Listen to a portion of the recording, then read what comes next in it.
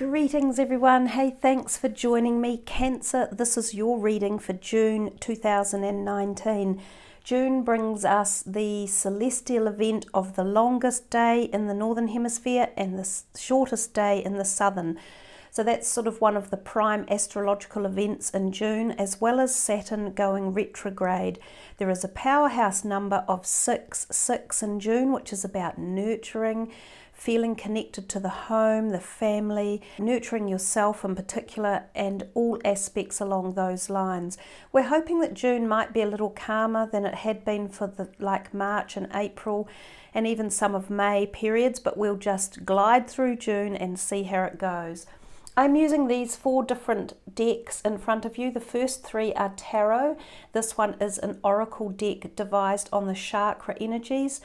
That's a very powerful deck, and it's extremely good with doing healing modalities for the emotional, physical and spiritual body, but I will only pull a maximum of 2 from that deck for the reading.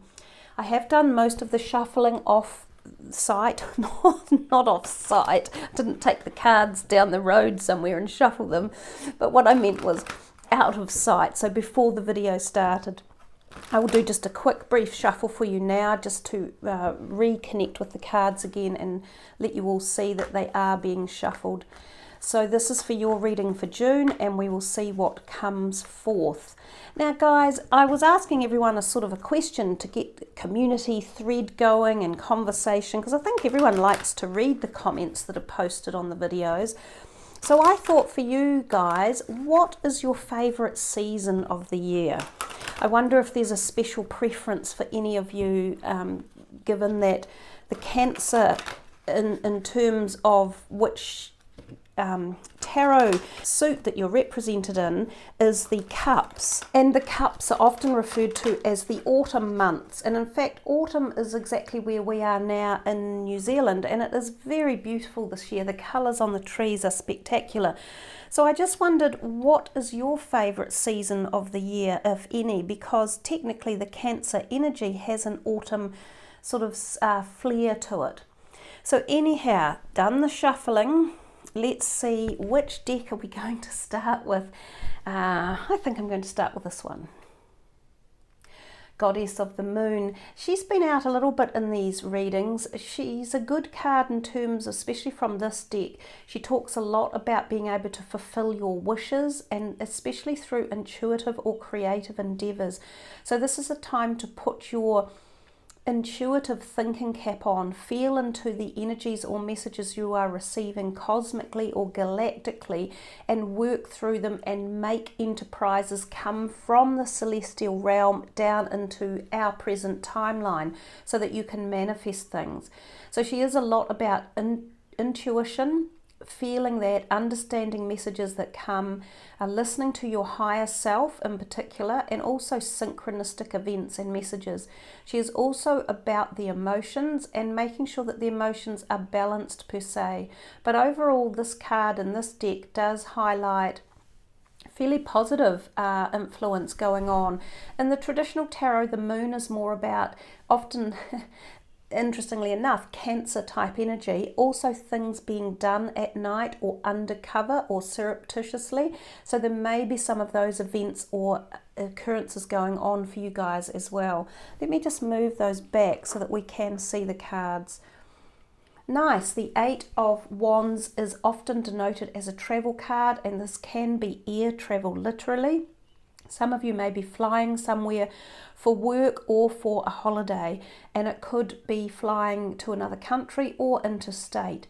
Now it can also reference new beginnings in terms of relationships.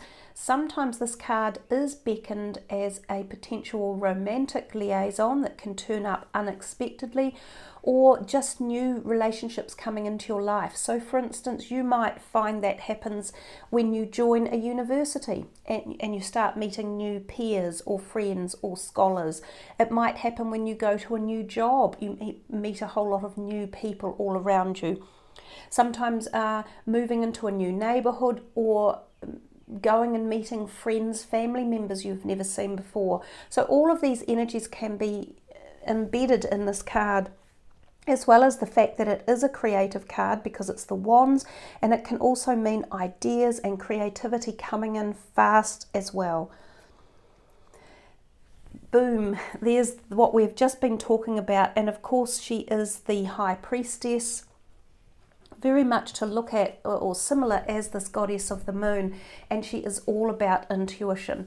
Now you guys, because you're a water sign, the water signs of all of them, of the astrological signs, are intuitively connected, and you can be open to receiving psychic messages, clairvoyant perceptions and interventions in your life, as well as big synchronistic events. So there's two cards straight up that are asking you to take note of that type of, or rather that spectrum of life around you. So don't just be looking into the physical for the month of June. Look beyond and look behind the things that you think you see, because there could be messages within messages that have a deeper meaning for you. So really start seeking if you are looking for answers, or if you are feeling lost, or if you have something that you want to pull out of the ideas realm into the physical realm.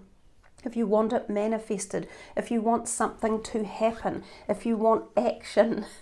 So all of these three are tying in. If you want action and activity in a creative sense, whether it's a project to do with a career or a passion or a hobby or a relationship, then pull on this intuition, because somewhere there are answers for you, or ideas or activity that could help you out. Well, since we're going in a line, we may as well keep going. Oh, how nice. There's been a little bit of this come out in the month of June for various different signs. So this one is pleasure, and it says enjoyment, beauty, sensuality, and indulgence.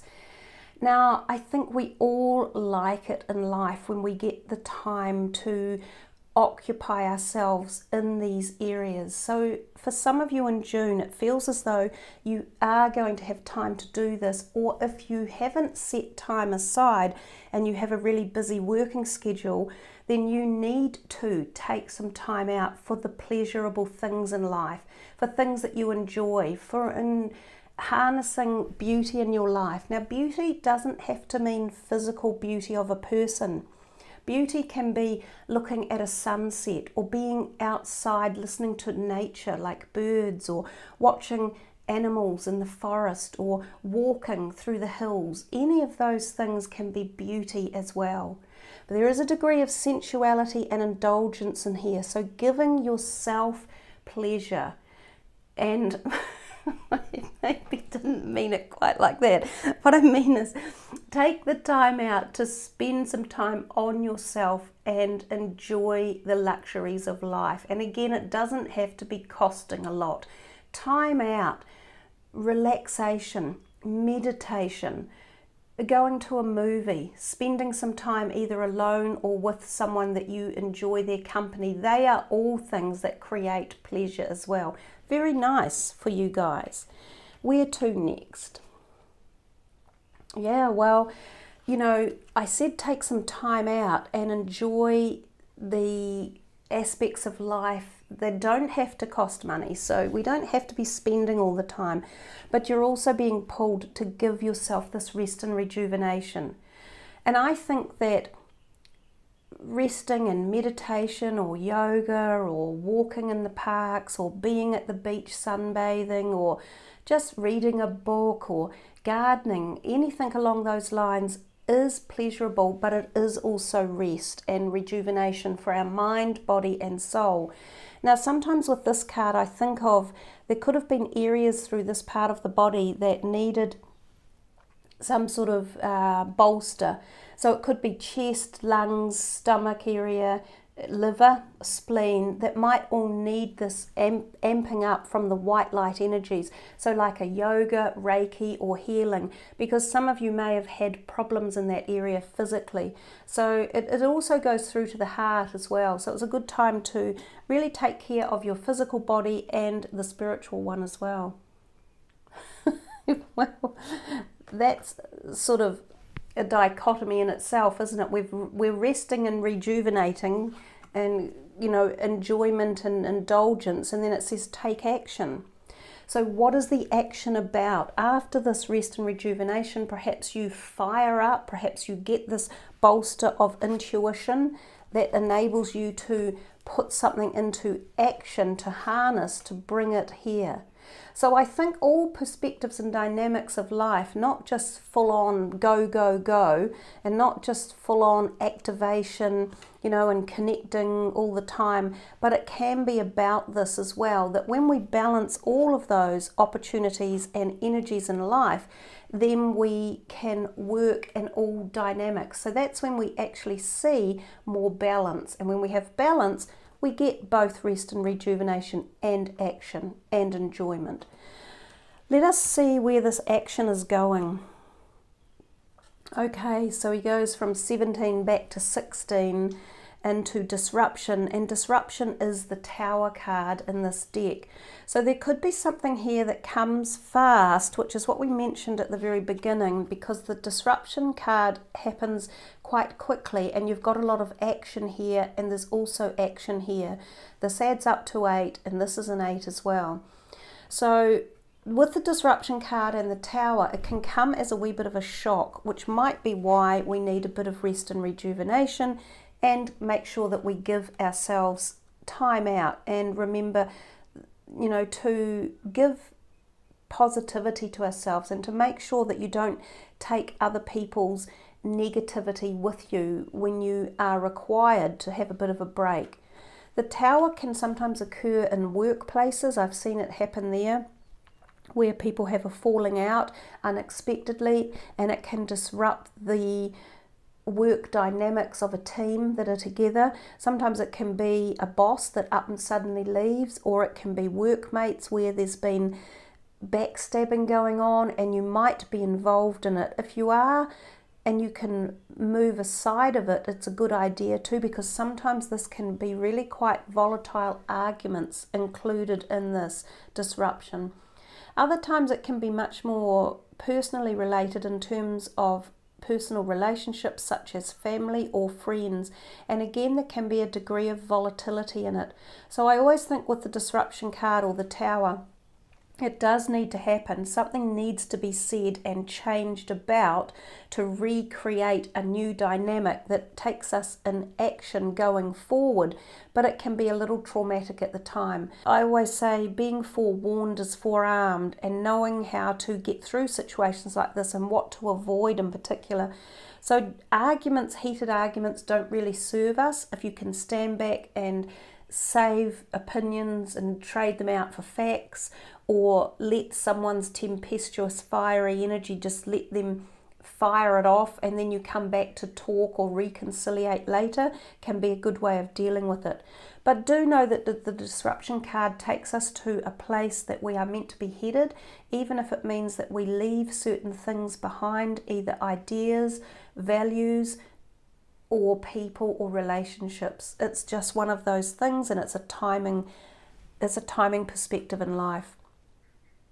Because then you come back again and you're getting this, you've got a very dual reading, because we had the action and we had the rest and rejuvenation, then we had this disruption, and then we get foundation and achievement, which is like a harmony card, a happy home, feeling contented around the home. So perhaps it wasn't a home disruption or a values around your home. It might have been more to do with a work or a career oriented issue, or perhaps friends that are more distant, something along those lines, because you've certainly got the foundations and achievement and happiness here of a stable, loving, supportive family environment.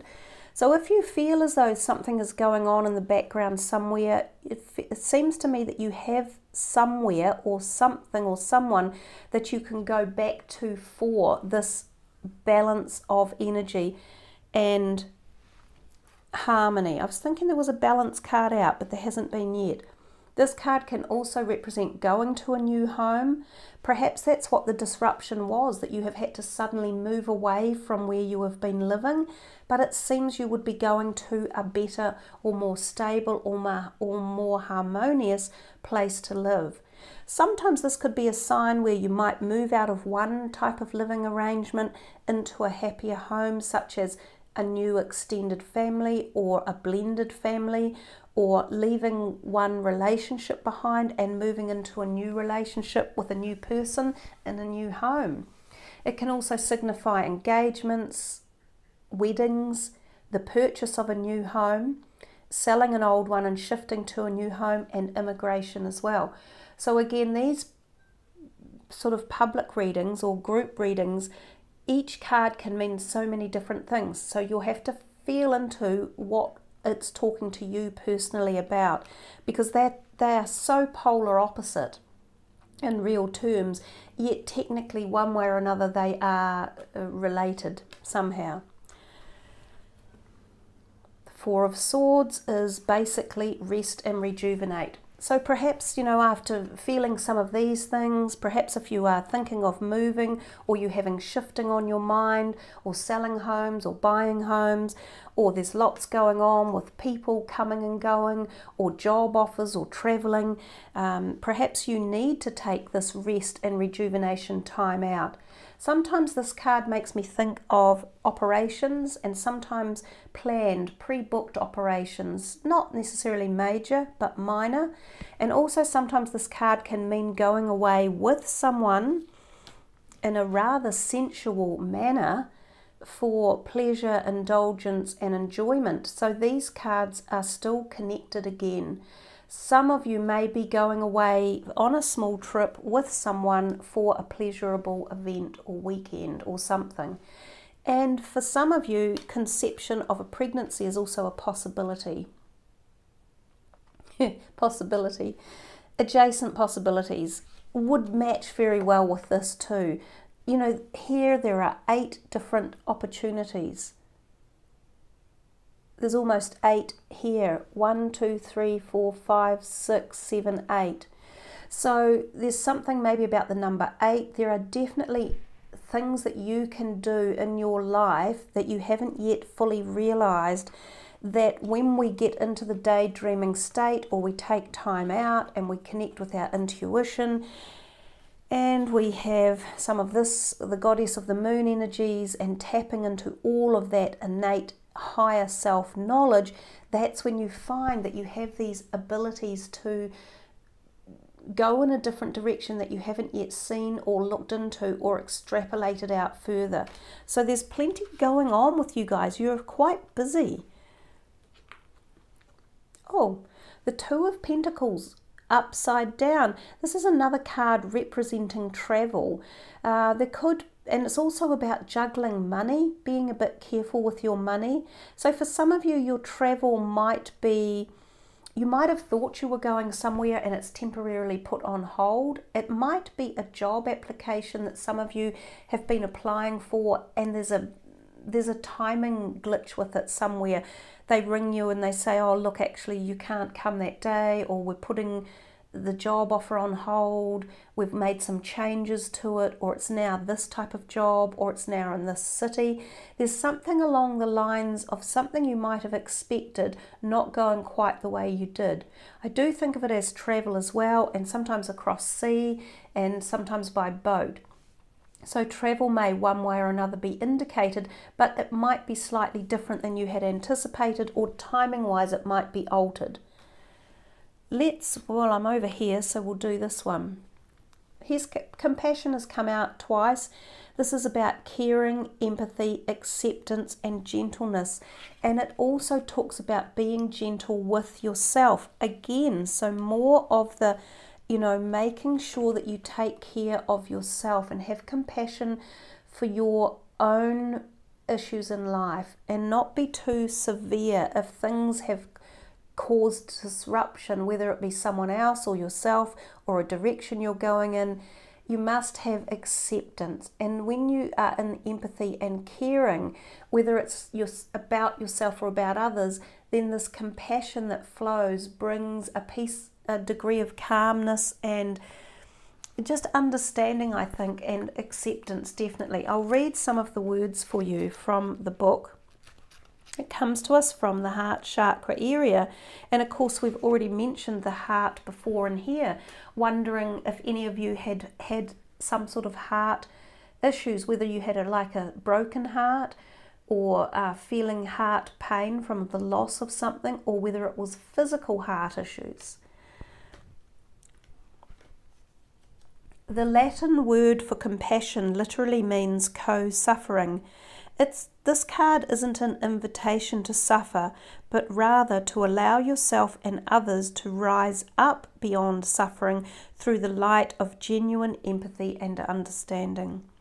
The call to compassion is a call to accept people and situations for who they are and where they're at.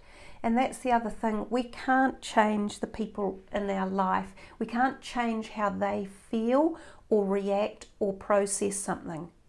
Yes, we can sometimes leave them behind, or we can move away from them, or it's just a natural ebb and flow of life. But the only thing we can be sure that we can change is how we react to people or circumstances or situations. I'll just keep reading here. As we let go of judgment and the need to fix a situation or to label things as good or bad, we begin to realize that every situation carries with it a gift and that we each have unique lessons to learn. So every situation is inevitably a gift, even though it may not seem it at the time. By judging or focusing on each other's faults, we contribute to keeping each other stuck in those places. Often our lack of acceptance of other people stems from a deeper judgment of ourselves. As we learn to see and treat each other in our highest light, we help open the passage for each to find his or her way up into the sun. So before you judge someone for their shortcomings or mistakes, take a moment to genuinely feel what it's like to stand in their shoes. Experience the world as they might and allow yourself to drop into a space of compassion. See them rising up and shining in full glory. See yourself in the same way.